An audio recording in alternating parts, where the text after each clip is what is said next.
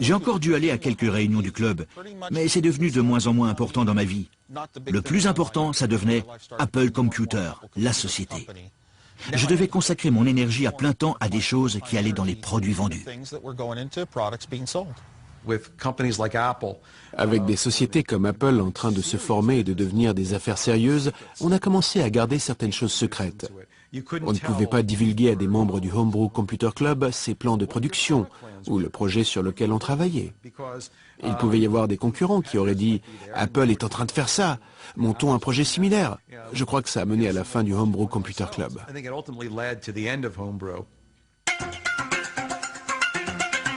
Le Homebrew Computer Club se réunit une dernière fois en 1986. Il laisse derrière lui non seulement Apple, mais 23 autres sociétés informatiques fondées par ses membres. Les hackers peuvent prétendre avoir créé le monde moderne, mais c'est un monde dans lequel ils ne seront plus les bienvenus.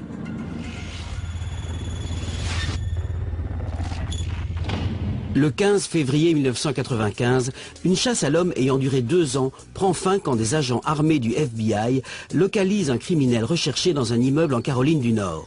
Le piratage informatique est sur le point de devenir un métier hors la loi. FBI, ouvrez la porte. J'ai un mandat d'arrestation. Vers 1h30 du matin, on a frappé à ma porte. Je n'ai même pas regardé l'heure à ce moment-là. Si j'avais su quelle heure il était, je n'aurais même pas répondu. J'ai demandé qui c'était, et ils m'ont dit FBI. Le FBI vient arrêter Kevin Mitnick, un hacker de 32 ans, devenu l'ennemi public numéro 1, suite à ses intrusions dans les ordinateurs des autres. Kevin était pour ainsi dire au mauvais endroit au mauvais moment, pour de nombreuses raisons. Internet était en train de décoller. Les enjeux étaient plus importants à l'époque.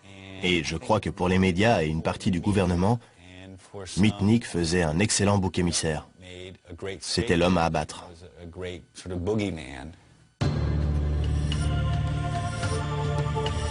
20 ans avant l'arrestation de Mitnick, les hackers avaient enclenché la révolution informatique. Les membres du Homebrew Computer Club avaient arraché le contrôle des ordinateurs aux grandes sociétés et en avaient fait profiter Monsieur Tout-le-Monde. Kevin Mitnick est un produit de cette révolution. Quand j'étais au lycée, tout le monde ne pensait qu'à faire la fête, fumer des joints, boire. Moi, c'était pas mon truc. Je ne sortais pas beaucoup, je sais pas trop pourquoi. J'avais des hobbies qui étaient plutôt solitaires. Pour la génération de Mitnick, il y a un nouveau terrain de jeu électronique à explorer. Les grandes sociétés et les agences gouvernementales commencent à relier leurs ordinateurs. Le réseau téléphonique offre une voie détournée pour accéder à ces réseaux attrayants. C'était comme si le réseau représentait l'univers, comme dans Star Trek. Il s'agissait d'aller là où personne n'était encore jamais allé. Le réseau informatique, le réseau téléphonique, aller là où aucun hacker n'était encore allé. Il ne possédait pas son propre ordinateur. Il s'est mis au piratage dans des magasins d'électronique. Il se servait des modems dans leurs ordinateurs pour pénétrer dans des ordinateurs situés ailleurs.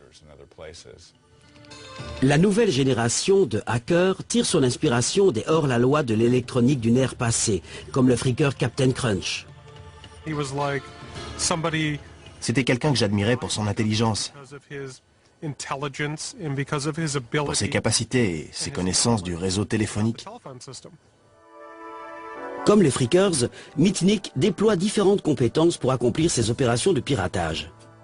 Tout aussi important que le savoir-faire technique, l'ingénierie sociale, autrement dit la capacité de soutirer des informations par la ruse à des employés ne se doutant de rien. Mais Mitnick va aller encore plus loin. À 17 ans, avec des amis, il réussit à bluffer le gardien pour entrer dans le central d'un opérateur téléphonique et voler d'importants manuels techniques. C'était comme se retrouver dans un magasin de bonbons. On voulait lire tous les manuels pour comprendre comment marchait ce système. Le délit lui vaudra une première condamnation de 3 mois de prison ferme et 1 an avec sursis. La compagnie de téléphone était contrariée, parce que quelqu'un avait eu le culot de faire ça en déjouant leurs procédures de sécurité, qui se sont révélées inefficaces. L'arrestation de Mitnick annonce la tendance pour l'avenir. Kevin a continué à avoir des ennuis. Il possédait cette capacité vraiment remarquable à se faire arrêter en permanence. Mitnick n'est pas le seul à avoir des ennuis. NASA officials in Huntsville realized in late June unauthorized people had recently and repeatedly penetrated a computer at Marshall Space Flight Center. They were smart enough to, in effect, erase the log-in, log-out file. The hackers, as they call themselves, were not only smart, they were arrogant. They left messages on the computer, such as "You can't catch me." C'est pratiquement quelque chose d'inné. Je crois que certaines personnes sont programmées pour être des hackers et d'autres pas. On peut le voir chez les enfants. Certains s'intéressent aux ordinateurs et disent qu'ils ont enfin trouvé un moyen d'exprimer une certaine partie d'eux-mêmes. The phone taps led the FBI to the homes of 4 teenagers, all of whom attend an exclusive high school. That's where Michael Strickland says he got the NASA computer number. And it was listed on the list as a regular Huntsville modem number, which was obviously a mistake, but I just decided to give it a call. The term hacking. L'expression piratage informatique a commencé à subir l'influence négative de gens qui ne possédaient pas l'esprit hacker et procédaient à des intrusions. Comme ces adolescents qui réussissaient à voler des mots de passe ou à exploiter les failles du système pour s'introduire dans d'autres ordinateurs. Mais c'est un film à Hollywood qui va transformer l'irritation en panique. Tout d'un coup, il y a eu ce film qui est devenu numéro 1 du box-office, War Games. Il faisait l'éloge de la capacité à utiliser les ordinateurs à pénétrer dans ces systèmes très puissants, allant presque jusqu'à déclencher une troisième guerre mondiale. Le mot hacker a immédiatement pris une nouvelle signification. Un hacker, c'était désormais un adolescent boutonneux qui était suffisamment calé pour s'attaquer au réseau informatique d'une énorme organisation militaire. Ce qui était excitant, c'était de se trouver à un endroit où on n'aurait pas dû être en essayant de ne pas se faire repérer.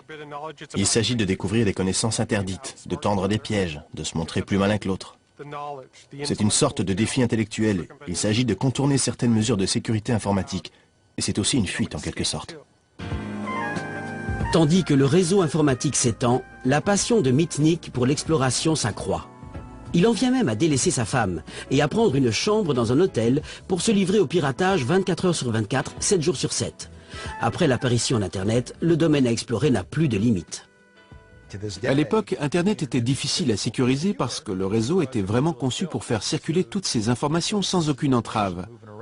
Il était bâti sur des principes ouverts. On ne pouvait pas posséder les IP, protocoles Internet sur lesquels était basé le réseau, donc tout le monde pouvait les utiliser. Mais les temps changent vite. Le piratage n'en est plus à ses balbutiements. Internet se prépare à devenir un outil professionnel. Les hackers ne sont plus les bienvenus. À la fin des années 70 et au début des années 80, on encourageait le piratage. C'était le truc cool à faire. On ne considérait pas ça comme un crime, mais comme un hobby sympa consistant à faire des farces. La société changeait autour de moi, mais j'étais tellement obnubilé par le freaking et le piratage informatique, en vrai passionné, que j'ai complètement zappé le fait que la société autour de moi était en train d'évoluer. Les exploits de hackers comme Mitnick deviennent un problème pour les forces de l'ordre. Les choses ont changé. Ce n'est plus le monde du Homebrew Computer Club. Le piratage informatique devient la préoccupation du FBI. Et la cybercriminalité commençait à occuper le devant de la scène. Les ordinateurs reliés à Internet s'étant généralisés, nous recevions un nombre de plaintes bien plus important. C'est un nouveau genre de criminalité. Ici, pas de vitres cassées ou de voitures volées et les coupables ne laissent pas d'empreintes. Il fallait réussir à suivre non seulement la nouvelle technologie, mais aussi les techniques novatrices des auteurs des faits. Mitnick ne se laisse pas intimider et choisit des cibles toujours plus influentes. En 1988, il pirate le réseau d'un géant des sociétés informatiques et copie des détails d'un logiciel top secret. Très vite, le FBI est à ses trousses. Nous avons ouvert une enquête sur le vol d'un logiciel de développement de systèmes d'exploitation dont Mitnick a réussi à s'emparer. Il a été arrêté en 1988, appelé des coupables l'année suivante et par conséquent a été condamné à une peine de réclusion dans une prison fédérale. La société informatique concernée affirme que le hacker du côté obscur a provoqué des dégâts d'une valeur de 3,5 millions d'euros. Durant son procès, Mitnick se rend compte à quel point le monde a peur des hackers. Le procureur fédéral est entré dans le tribunal et a dit à un magistrat fédéral que si M. Mitnick s'approchait d'un téléphone dans la prison pouvant être utilisé par les détenus pour passer des appels en PCV, il pourrait déclencher une guerre nucléaire. Assis dans le tribunal, je me demandais si le juge pouvait être stupide à ce point-là. Le juge a cru en grande partie aux nombreuses exagérations